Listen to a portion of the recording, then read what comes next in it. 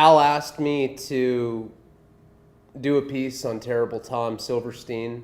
I spent a disproportionate amount of time in special housing units for disciplinary reasons during my years in federal prisons. I was often celled up with active members of the Aryan Brotherhood while I was in the hole, and I'd hear violent tales of convict folklore.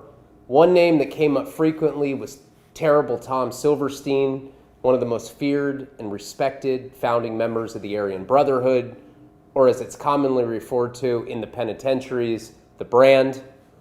The Aryan Brotherhood had originated in California's San Quentin State Prison in the late 60s and early 1970s. It was in response to the race wars and subsequent formation of the Hispanic hierarchies of prison gangs in California. The Caucasian population was often victimized by these organizations, and the Brand surfaced to protect the white race.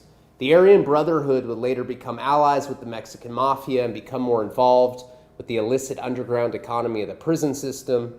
But in its infancy, the Brand's goal was to rule with intimidation and leave an impression with the use of unprecedented brutality. Their murders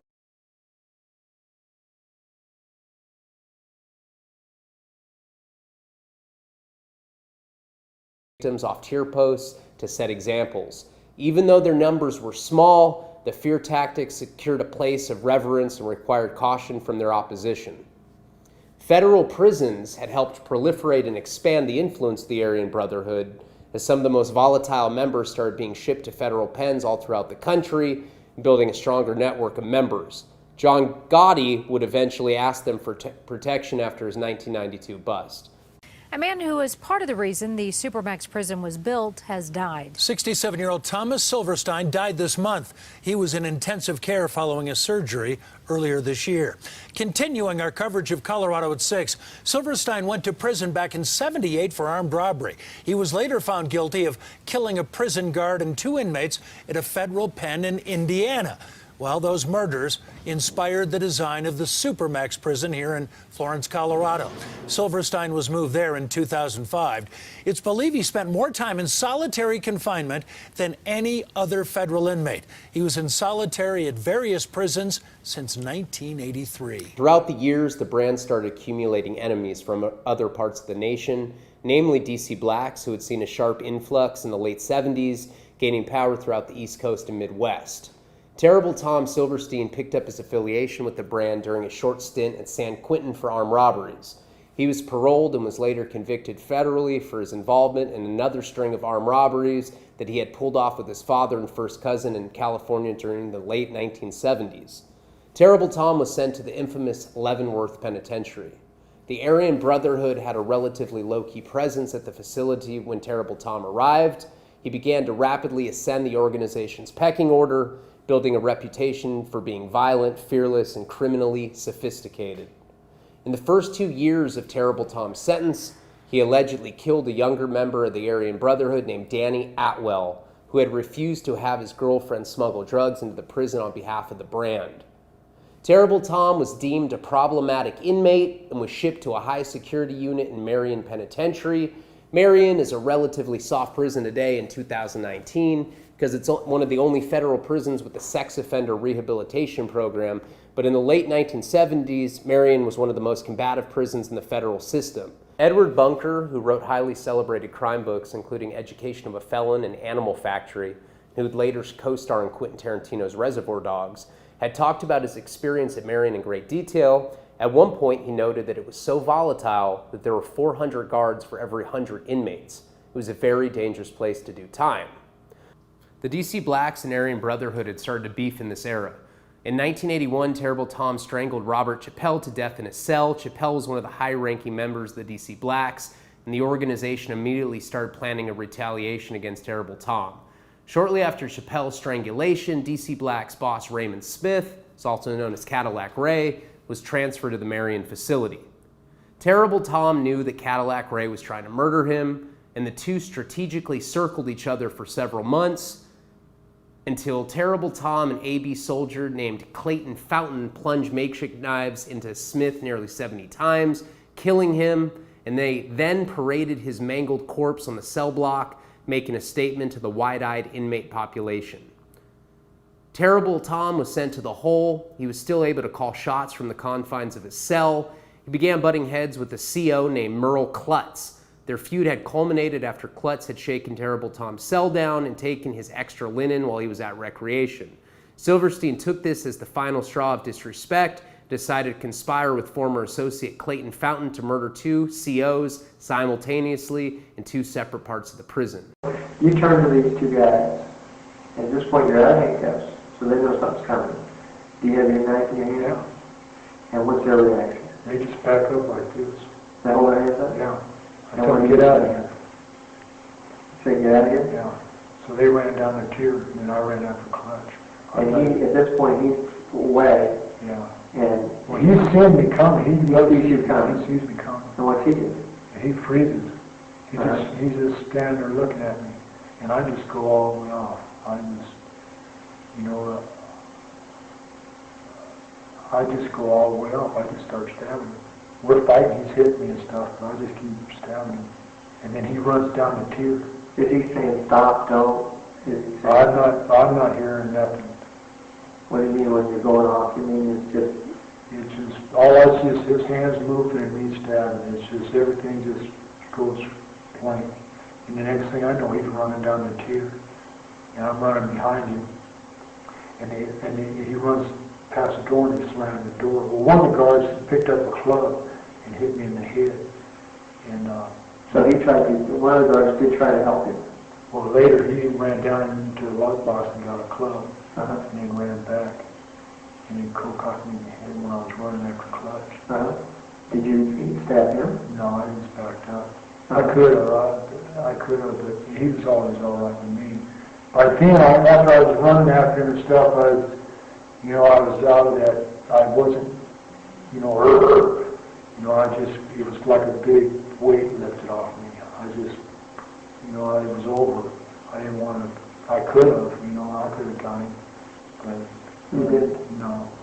The brand was already smuggling balloons full of heroin into Marion through contact visits, and Terrible Tom requested that someone from the outside world put a handcuff key in the next balloon that was to be smuggled in.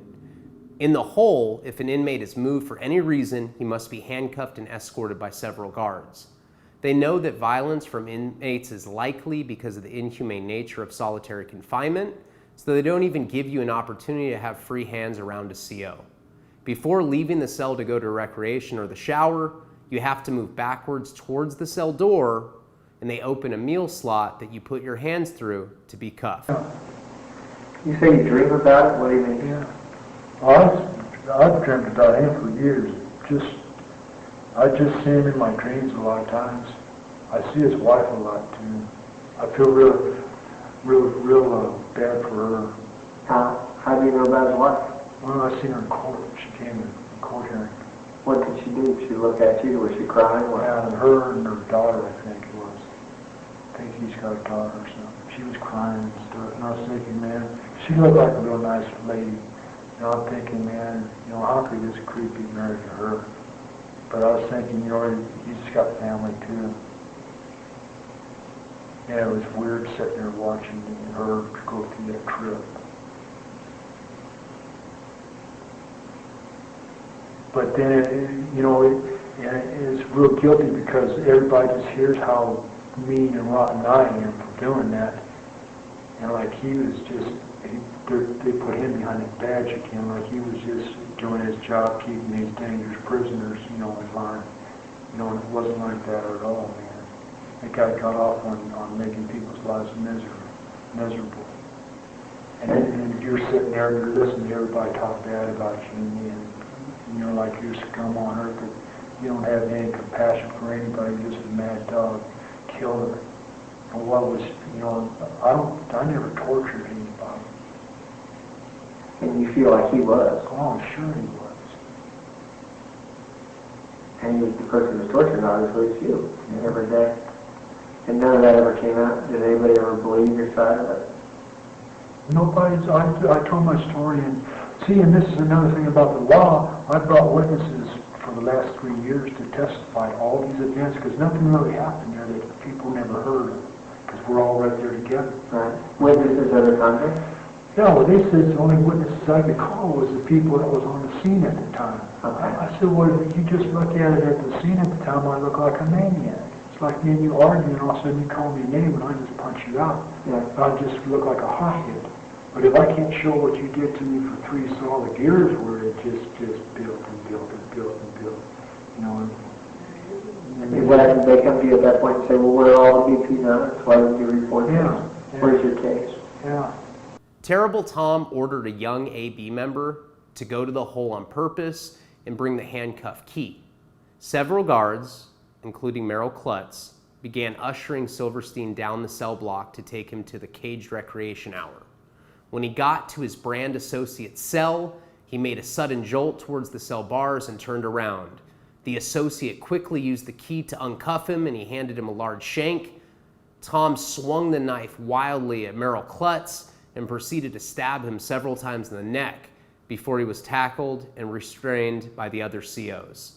Klutz died. Clayton Fountain carried out a similar homicide in a different area of the prison as planned. Terrible Tom was already serving a life sentence for the other homicides that he had committed at Marion. The judge issued a lifetime no human contact order, and he was shipped back to Leavenworth. There's a book called The Hot House that was written by a former Washington Post journalist named Peter Early. He was granted unadulterated access inside the notorious prison. The book describes several inmates that were serving time there in the 1980s. The book immortalizes the legend of terrible Thomas Silverstein by explicitly describing his bizarre living conditions there. Because of the no contact order, the guards at Leavenworth had erected a large guerrilla-style playpen structure in the basement of the prison. There were 2 large spotlights on Terrible Tom at all times, and they made a conveyor belt that they sent him his meal trays on. When he was finished with the meal, he put the tray back on the conveyor belt and it went back to the guards. According to prison legend, convicts would hear his screams reverberating all night from somewhere deep in the bowels of Leavenworth. He lived this way for multiple decades in complete solitary confinement. It has been said that Terrible Tom and his institutional unmanageability were the impetus for the underground ADX super maximum federal prison in Florence, Colorado, the same place that houses the Unabomber, various terrorists, and soon convicted drug lord El Chapo Guzman. Terrible Tom was transferred to ADX in 2005. In his final days, Silverstein stayed busy despite the fact that he was locked up 23 hours a day with only 60 minutes for recreation each day. He blogged about prisoners' rights, painted, sketched, and was working on his memoir with Pete Early, the same journalist who had perpetuated Silverstein's folklore in the Hot House. Terrible Tom filed a federal civil lawsuit against the Bureau of Prisons in 2007, challenging the constitutionality of his inhumane conditions, but eventually he lost the case in court. He died from heart failure on May 24, 2019. He had spent 36 years in solitary confinement, and his death made national headlines.